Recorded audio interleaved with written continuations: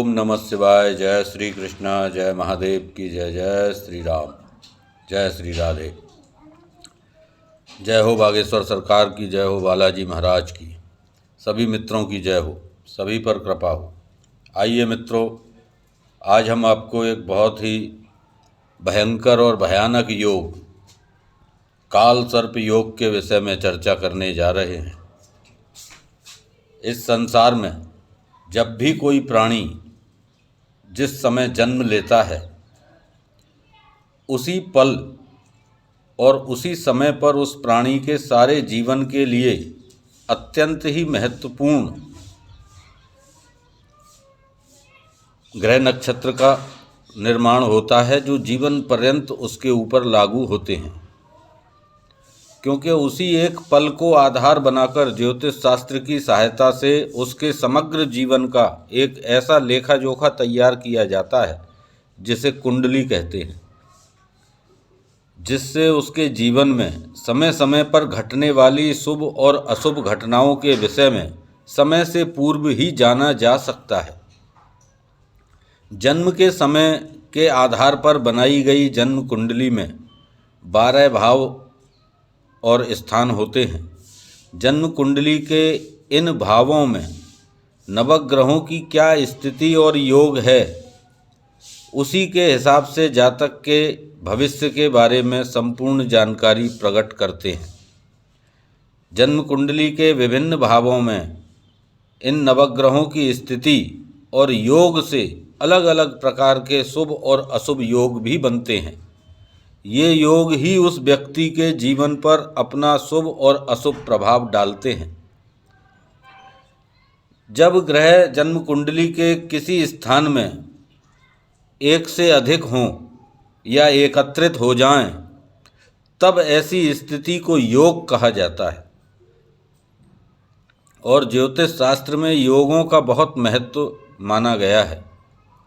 अर्थात योगों से ही कुंडली का आधार बनता है और फल प्रकट होता है।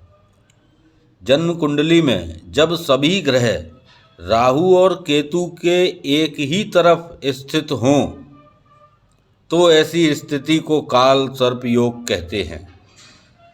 काल सर्प योग एक कष्टकारक योग है। सांसारिक ज्योतिष शास्त्र में इस योग के विपरीत परिणाम देखने में आते हैं। प्राचीन ज्योतिष शास्त्रियों ने और ज्योतिष शास्त्र ने भी काल सर्प योग के विषय में बहुत कुछ लिखा है।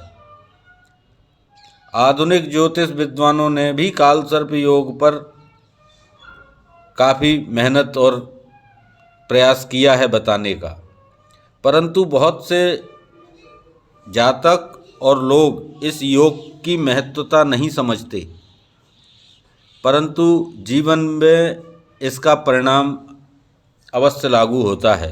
ये हमने अनुभव किया है। जिस प्रकार सूर्य के दोनों तरफ यदि ग्रह विराजमान होते हैं, तो वेली, वशी और उभयचारी नामक योग का निर्माण होता है। और चंद्रमा के दोनों तरफ जब ग्रह होने पर अनफा, सुनफा और ग्रह ना हो, चंद्रमा अकेला हो, दोनों अगल बगल के स्थान खाली हों, तब केमद्रुम योग का निर्माण होता है। बृहस्पति के साथ राहु का योग बनता हो कुंडली में, तब चंडाल योग का निर्माण होता है। इसी तरह से जब राहु केतु के बीच में सभी ग्रह हों, तब इस योग को काल सर्प योग कहते हैं। राहु केतु द्वारा सारे ग्रह बंधक बना लिए जाने पर इसके दुष्प्रभाव लागू हो जाते हैं और व्यक्ति बंधा हुआ महसूस करता है। उसके लाख प्रयास करने के बाद भी उसको जीवन में सफलता हासिल नहीं होती और कोई न कोई उसके जीवन में कमी बनी ही रहती है। अनेकों विश्वविख्यात ज्योतिषाचार्यों ने भी इस योग को स्वीकार किया है, जिसमें महर्षि पाराशर और बारहा मिहिर जैसे प्राचीन ज्योतिषाचार्यों ने भी अपने शास्त्रों में काल सर्प योग को मान्यता दी है। और इसका काफ़ी वर्णन भी किया है। महर्षि भृगु ने कल्याण वर्मा और वादरायण, गर्ग, मंडित आदि ऋषियों ने भी कालसर्प योग सिद्ध किया है। परंतु जन्म कुंडली में यदि 1, 3, 9 और 11 में से किसी भी भाव में राहु हो तो जातक को स्त्री एवं संपत्ति का लाभ प्राप्त होता है और ऐसा जातक सुखी रहता है कालसर्प योग होने के बावजूद भी। परंतु यदि दूसरे, चौथे, पांचवें, छठे, सातवें और 12वें भाव में से किसी भी भाव में राहु बैठा हो तो बहुत हानिकारक होता है। जातक को समस्त प्रकार के दुख उठाने पड़ सकते हैं। और नवम भाव में राहु हो तो जो आज अरबपति है वो भी कल भिखारी बन जाता है।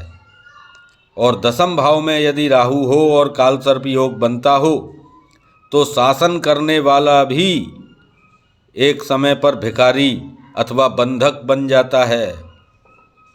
पंचम भाव में यदि राहु विराजमान हो और कालसर्प योग बनता हो तो जातक को संतान का सुख प्राप्त नहीं होता। और यदि जन्म कुंडली में संपूर्ण कालसर्प योग हो तो ऐसा जातक बहुत पीड़ित होता है। जातक को राहु और केतु की अंतर्दशा में या महादशा में बहुत बुरे परिणाम झेलने पड़ सकते हैं।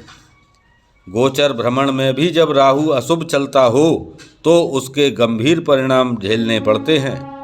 शनि की ढैया में या शनि की 7.5 के दौरान भी कालसर्प योग वाले जातकों को बहुत दुख और कष्ट उठाने पड़ते हैं।